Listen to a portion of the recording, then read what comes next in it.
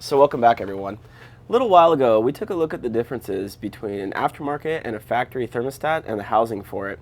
Now we're going to take a look at the water pump. With that, I've already went ahead and drained the radiator and all the coolant out of the system, so it's just time to unbolt it and take a look at it. So there's a few ways to do this next part. You could actually leave the fan shroud in place and just take off the fan clutch, wiggle it out, and then take off the water pump. It's going to be a little tight in there if you do that. And since I'm taking everything apart anyway, I want to inspect everything. We're going to just take off the fan shroud. It'll just make it that much easier.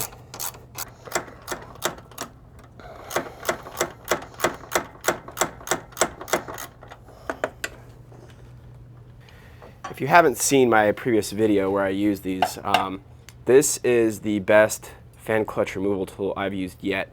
I've used a few different ones where you get just one bar with two hooks on the end, and you kind of have to like squeeze the hooks and the bolts down there on the pulley side of the fan clutch, and they just never work. And I've used a similar wrench kind of setup where you're supposed to like grab onto it and twist it off. It doesn't work.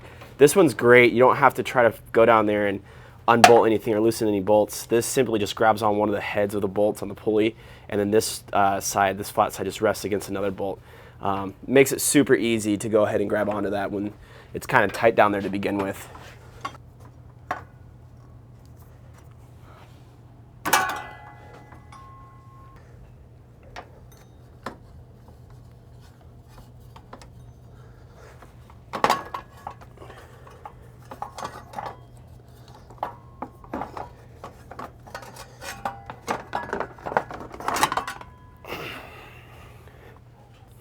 The other thing this tool helps with, if you're like me and forgot to loosen up these bolts on the pulley, you can actually take this tool and just use it to hold a little bit while you're loosening up all these guys.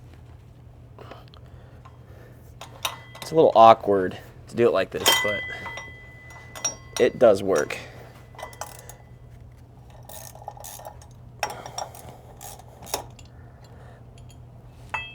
Oh yeah.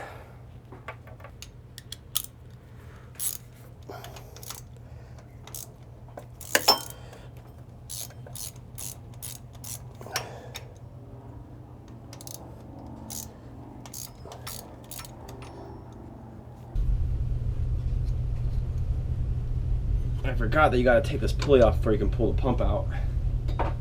So now we can pull this away.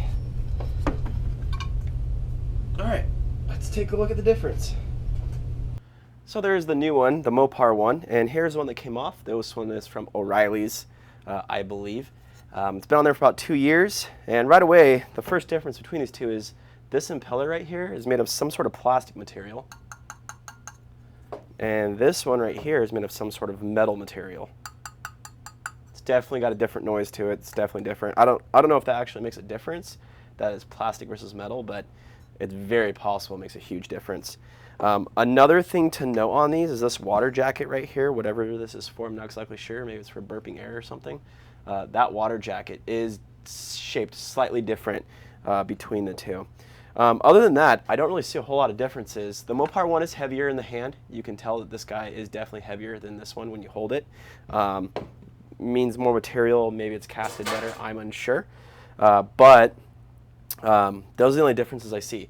One thing that is concerning for me is that this is what the inside of a new water pump looks like. Nice and clean and shiny.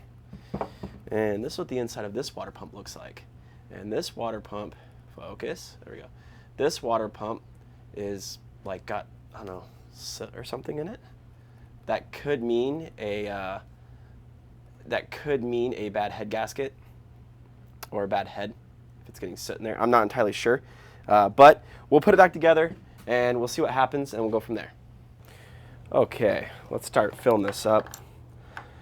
If you haven't seen this, this is a spill-free funnel. You can pick them up on Amazon pretty cheap, like 30 bucks or something. Honestly, I don't know that I would do a radiator flush or a fluid change without this kind of funnel. It just makes it that much easier. So, okay, I'm going to start filling. I'm going to fill it up with just water because I want to do an initial flush since we opened the whole system up. And just kind of run distilled water through it. Don't forget to close the pep cock on your radiator when you do this, like I just did.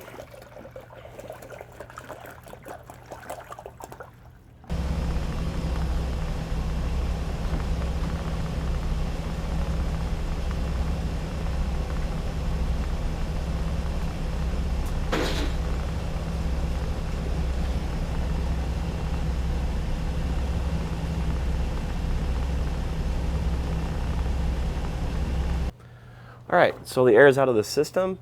Let's close it up, back it out, and run it. It's about 95 degrees outside, so it's roughly the same temperature the last time we did this test. And let's see how it runs with the new water pump.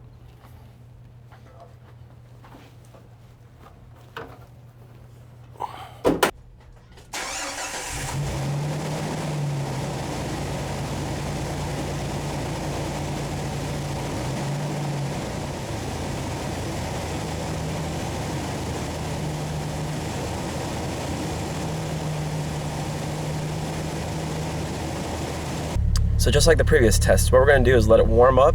Then when it's fully warm, we're going to throw the AC on and see how long it takes to get warm, whatever temperature that may be.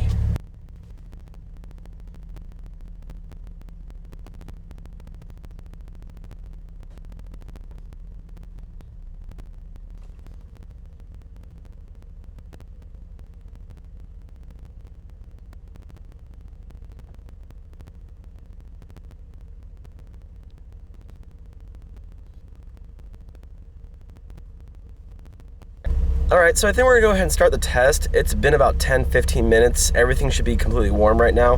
What we're seeing is the thermostat open and close, and with that, the Jeep is running well under 210 with no additional load on it. So I think we're going to put another load on it, put the AC on, and see what happens there. So AC is going on now.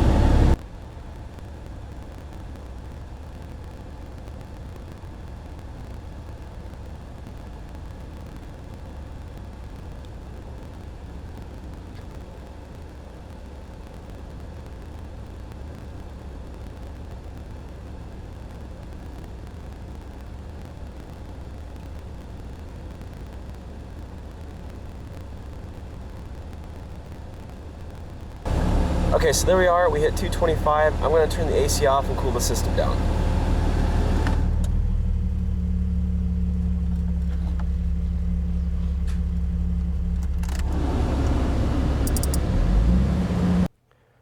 Okay, so there are the test results. Is the aftermarket pump really that much worse than the factory pump? I don't know. Let me know your thoughts in the comment below. Also, clearly we're not done with this. We're still running a little warm. I think we've gotten much better than when we started, but still running a little warm. So next step is we're going to test for a cracked head or a bad head gasket. And I'll bring you along through those tests and show you what we're going to do and how we're going to test it. Anyway guys, thank you for watching. We'll see you in the next video.